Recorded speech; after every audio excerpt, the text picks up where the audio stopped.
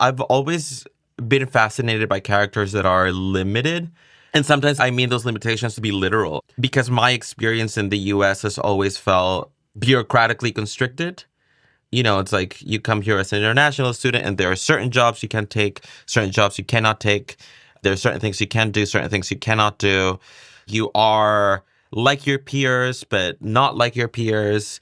Jumping from lily pad to lily pad, immigration-wise, visa-wise, it feels like you are constantly attempting to make a bigger bubble for yourself, make a little more leeway with what you are able to legally do. And so it's this constant feeling of being here, but being not here.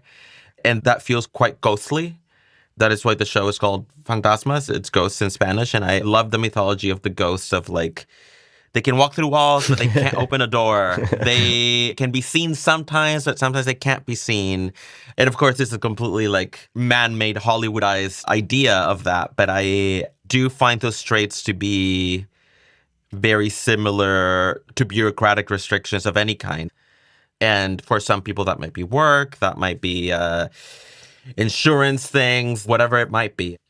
And so, yeah, we should think about art, but we should also think about worker conditions, which are just worsening, across the board. And this is really significant, right? It's something that, came up during the writers and actors strike, a couple of years back. These people also can't afford healthcare or rent, right? Teachers strikes, nurses strikes, Amazon warehouse unions, and creative workers, right? We're all precarious. We're all in this class struggle together. And I think people can increasingly identify that, we are all precarious workers to various degrees.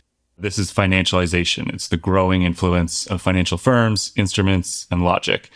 And these firms operate based on speculation, on leveraged debt, and on risk, as we mentioned, right? They're all dismantling the creative capacity of the cultural industries. They all consolidate corporate media. They all harm the working conditions of creative labor. And they all restrict our collective media culture. We are left with less.